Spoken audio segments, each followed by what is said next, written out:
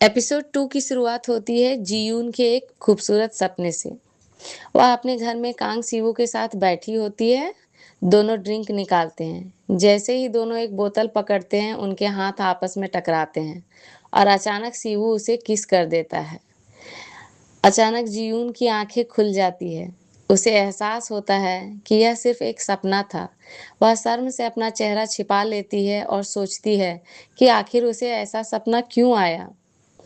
जीयून को याद आता है कि पिछली रात वो सीवू को अपने घर ड्रिंक के लिए बुलाने वाली थी, लेकिन आखिरी पल में उसने अपना इरादा बदल दिया। उसे यह भी याद आता है कि हेलीकॉप्टर वाली घटना के बाद जब वह गिर रही थी, तब सीवू ने उसे संभाल लिया था। इन्हीं यादों की वजह से वह पूरी सुबह शर्मिंदगी महसूस करती रहती है। अगली सुबह जीवून हैंगओवर की वजह से स्नैक्स खरीदने दुकान जाती है। उसी समय सीवू भी वहीं आ जाता है। जीयून अपनी साधारण पैजामे में होती है और उसे देखकर बहुत शर्मिंदा हो जाती है। वह सीवू को एक आइस पॉप ऑफर करती है, लेकिन सीवू बिना कुछ कहे बाहर चला जाता है और अपना खरीदा हुआ ड्रिंक वहीं छोड़ देता है। जीयून उसके पीछे जाती है। तभी वह पहली बार सीवू को अकेले मुस्कुराते हुए देखती है। वह सोचती है कि शायद सीवू उसी का मजाक उड़ा रहा है और नाराज होकर घर लौट आती है। ऑफिस पहुंचने के बाद जीयून जानबूझकर सीवू से बचती रहती है। लंच टाइम पर उसके कलीग्स कीटे एक नई अफवाह सुनाते हैं।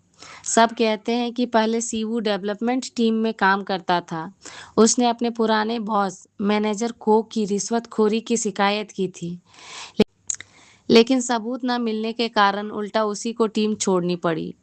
जीयून पहली बार सीवू के अतीत के बारे में सोचने लगती है। अब तक सीवू हमेशा अकेले खाना खाता था, लेकिन आज पहली बार वह जीवून की टेबल पर आकर बैठ जाता है। पूरा ऑफिस हैरान रह जाता है। जीयून घबरा जाती है और कोई बहाना बनाकर वहां से चली जाती है। सीवू शाम को उससे मिलने की कोशिश करता है, लेकिन जीयून साफ मना कर देती है। जीयून अपनी दोस्त हैजिन से मिलती है। वह उसे पूरी कहानी सुनाती है। हैजिन हंसते हुए कहती है, मुझे लगता है कि सीवू तुम्हें पसंद करता है। जीयून तुरंत मना कर देती है। उसे लगता है कि ऐसा कभी नहीं हो सकता। अगले दिन कीते जीयून को ड्रिंक पर बुलाता है। जब दोनों रेस्टोरेंट पहुंचते हैं, वहां पहले से सीवू बैठा होता है। तब जीयून समझ जाती है कि यह सब पहले से प्लान किया गया था। सीवू आखिर सच्चाई बताता है। वह जीयून को डेट पर नहीं बुलाना चाहता था। असल में वह चाहता है कि जीयून उसकी नई प्रोजेक्ट टास्क फोर्स टीम में शामिल हो जाए। जीयून यह सुनकर रोने लगती है। उसे शर्म आती है कि उसने बेवजह इतना कुछ सोच लिया था। दूसरी तरफ जीयून की सहकर्मी नोआ अपने बॉयफ्रेंड से मिलने यूनिवर्सिटी जाती है। दोनों साथ खाना खाते हैं। सब कुछ ठीक लगता है, लेकिन जाते समय उसका बॉयफ्रेंड अचानक कहता है, अब हमें अलग हो जाना चाहिए। नोआ कुछ नहीं बोलती। वह बस मुस्कुराने की कोशिश करती है, लेकिन अंदर से पूरी तरह टूट चुकी होती है। रात को जीयून ऑफिस से बाहर निकलती है, तभी अचानक उसका पुराना बॉयफ्रेंड गायुल सामने आ जाता है। वह बिना कुछ सोचे जीयून को गले लगा लेता है। वह कहता है, मैं तुम्हें बहुत याद करता था। जीयून उसे रोक देती है। वह कहती है, 8 महीने तक गायब रहने के बाद अब वापस आने का कोई मतलब नहीं है।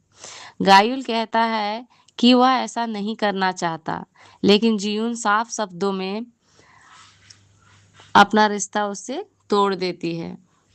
अगले दिन मैनेजर को जीयून को एक पुराने और कमजोर पार्ट का इस्तेमाल करने के लिए कहता है। जीयून समझाती है कि नया पार्ट बेहतर और सुरक्षित है, लेकिन मैनेजर को उसकी बात सुनने से इनकार कर देता है। उसी समय सीवू उसे अपने पुराने अनुभव के बारे में बताता है। वह कहता है कि मैनेजर को पहले भी रिश्वत लेकर ऐसे फैसले कर चुका है। वो कहता है उसी के खिलाफ आवाज उठाने की वजह से उसे अपनी टीम छोड़नी पड़ी थी।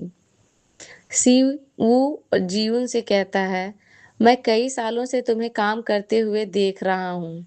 वह उसकी मेहनत और ईमानदारी की तारीफ करता है। फिर वह कहता है, कि जियून अपनी क्षमता से कहीं कम जगह पर काम कर रही है और उसे उसकी नई टीम में शामिल होना चाहिए। यह सुनकर जियून पहली बार खुद पर भरोसा करती है। उधर नोआ ऑफिस में बीमार पड़ जाती है। मैनेजर को उसे छुट्टी देने से मना कर देता है और अपमानजनक बातें करता है। इस बार जियून चुप नहीं रहती। वह मैनेजर को का विरोध करती है और कहती है कि यह वर्कप्लेस हरासमेंट है। पहली बार जियून अपने लिए और अपने साथियों के लिए आवाज उठाती है।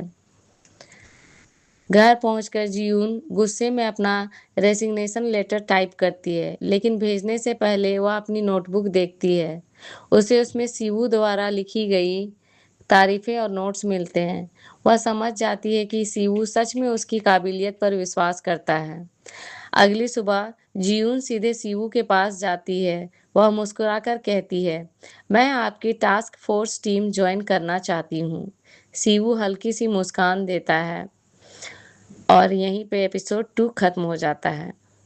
तो एपिसोड 2 में हमें ये पता चलता है कि कभी-कभी सही इंसान वही होता है जो हमारी कमियों के बजाय हमारी कैपेबिलिटी को पहचानता है। जियून अपने डर और पुराने रिश्ते से आगे बढ़ने का फैसला करती है और सीवू की टीम में शामिल होकर अपने करियर की नई शुरुआत करती है।